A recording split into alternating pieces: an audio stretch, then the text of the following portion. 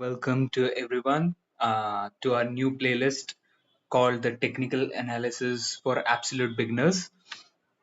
यहाँ पे हम टेक्निकल एनालिसिस के बारे में सीखेंगे, टेक्निकल एनालिसिस क्या होता है और कैसे उसको रियल टाइम पे हम लोग अप्लाई कर सकते हैं, उस सब के बारे में हम सीखेंगे. Let's start with price action.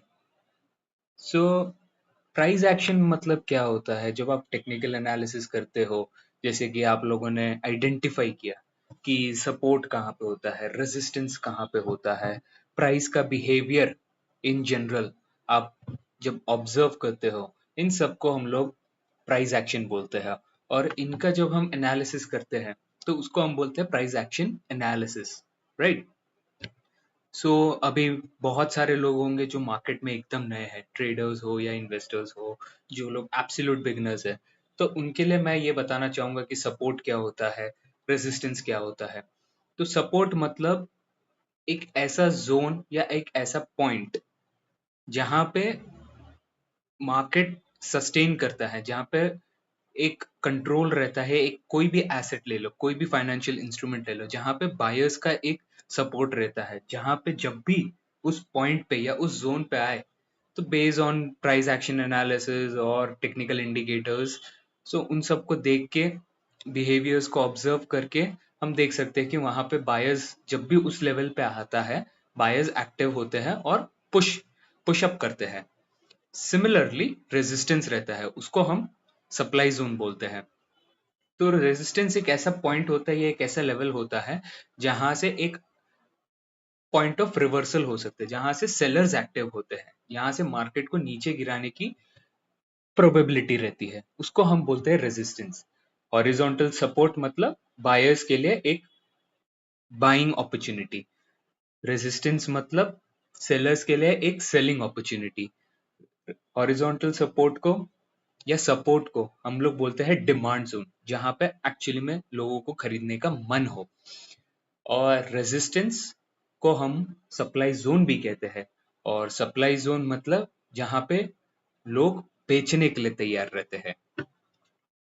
तो आपको एक थोड़ा सा आइडिया लग गया होगा कि सपोर्ट क्या होता है, रेजिस्टेंस क्या होता है, बायर्स कहाँ पे एक्टिव होते हैं, सेलर्स कहाँ पे एक्टिव होते हैं. वो एक हल्का सा आइडिया लग गया होगा, राइट? तो अब मैं बताना चाहूंगा कि मार्केट में जब आप टेक्निकल एनालिसिस करते हो तो एक स्ट्रक्चर होता है. अप ट्रेंड का एक स्ट्रक्चर होता है, डाउन ट्रेंड का एक स्ट्रक्चर होता है और एक साइडवेज का स्ट्रक्चर होता है. तो अगर मैं अप ट्रेंड की बात करूं, तो आप अप ट्रेंड में देखेंगे कि मार्केट हमेशा पहले मार्केट हमेशा लोअर हाई, फिर lower low. Sorry, my bad. जब भी मार्केट अप ट्रेंड में होता है तो हमेशा मार्केट एक स्ट्रक्चर फॉलो करता है. अप ट्रेंड में पहले एक हाई बनाता है, फिर एक लो बनाता है, फिर हायर हाई बनाता है, फिर हायर लो बनाता है, again higher high higher low बनाते बनाते ऊपर चला जाता है मार्केट. तो हायर हाई हायर लो का मतलब ये होता है कि ये एक हाई बना, ये उसका एक लो बना. अब मार्केट ने जब ये हाई निकाला तो एक प्रीवियस हाई से बड़ा वाला हाई बनाया और प्रीवियस लो के ऊपर एक और हायर लो बनाया जो प्रीवियस लो से ज्यादा है. उसको हम बोलते हैं अप ट्रेंड मार्केट. जब भी ऐसा पैटर्न आपको दिखेगा तो उसको हम बोलते हैं up trend market. Similarly lower trend में क्या होता है? लोअर हाई, लोअर लो, फिर लोअर हाई, फिर लोअर लो, फिर लोअर हाई, फिर लोअर लो. ऐसे बनाते बनाते मार्केट एक डाउन ट्रेंड में जाता है.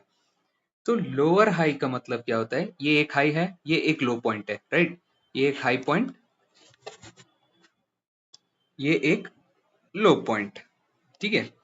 तो अब जब मार्केट सेकेंड हाई बनाता है, तो जैसे कि ये हाई, तो ये वाले जो प्रीवियस हाई था उससे छोटा है हाई, राइट? उसके नीचे है हाई. सिमिलरली जब एक लो से कंपेयर करोगे आप दूसरे लो को, और आप जब ऑब्जर्व करोगे कि जो प्रीवियस लो है उससे नीचे बना है लो, और ऐसा ही आपको पैटर्न दिख रहा है तो उसको हम बोलते हैं डाउन ट्रेंड मार्केट, राइट। ये एक स्ट्रक्चर है अप ट्रेंड का और एक डाउन ट्रेंड का।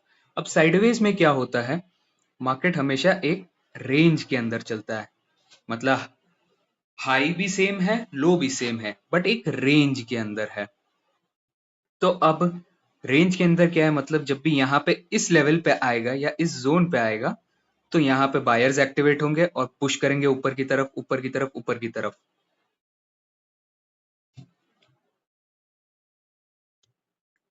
Just a minute, right. तो एक और, हाँ,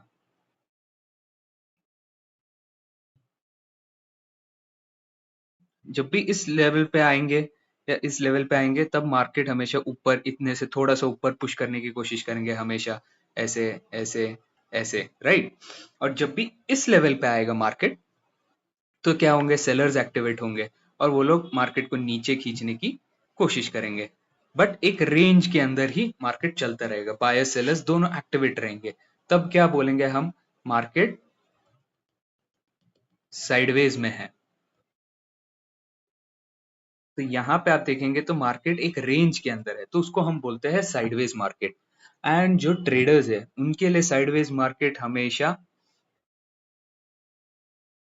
मेजरली लॉस वाला टाइम होता है, या जो रेंज के अंदर ट्रेड करते हैं वो लोग पैसा बना लेते हैं। बट नॉर्मली ट्रेडर्स को एक अप ट्रेंड या एक डाउन ट्रेंड, कोई एक पर्टिकुलर ट्रेंड चाहिए होता है पैसा बनाने के लिए।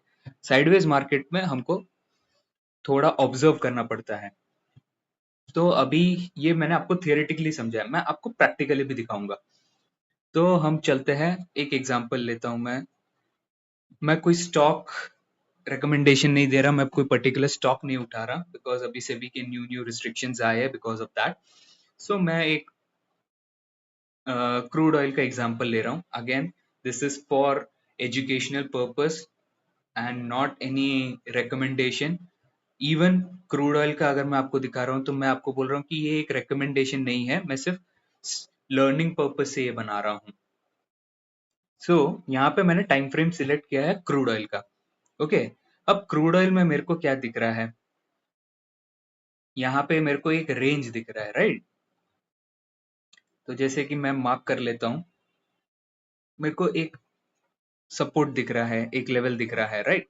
तो ये एक लेवल है जहां से जब भी मार्केट यहाँ पे टच कर रहा है तो ऊपर जा रहा है, फिर नीचे फिर टच कर रहा है तो फिर पुशअप हो रहा है, फिर नीचे आ रहा है तो फिर पुशअप हो रहा है, फिर नीचे आ रहा है फिर पुशअप हो रहा है। तो मेरे को एक आइडिया पता चल गया कि मार्केट को यहाँ पे इस लेवल पे जो ये ग्रीन कलर का लाइन मैंने बनाया है वहां से उनको एक सपोर्ट मिल रहा है, ये वाला। जब भी मार्केट इस लेवल पे आ रहा है तो मार्केट को एक छोटा सा पुश मिल रहा है, राइट। अब मैं देखूंगा कहां से बार बार मार्केट नीचे गिर रहा है। तो अब मैं यहाँ पे अगर एक पॉइंट देखूं तो यहाँ पे मेरे को एक जोन दिख रहा है।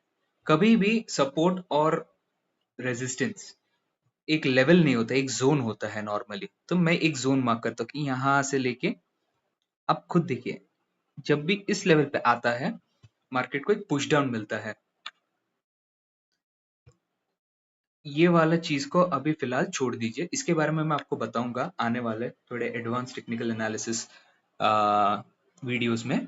बट फिलहाल focus on the supply zone और द रेजिस्टेंस जोन। तो मार्केट जब भी इसको छू रहा है तो नीचे आ रहा है, फिर वापस ऊपर जा रहा है इसी जोन पे, जब वापस आ रहा है तो नीचे आ रहा है, फिर यहाँ पे गया इसी जोन पे फिर नीचे आया, फिर वापस इस जोन को छुआ तो फिर नीचे आया, फिर यहाँ पे गया तो फिर थोड़ा सा नीचे आया।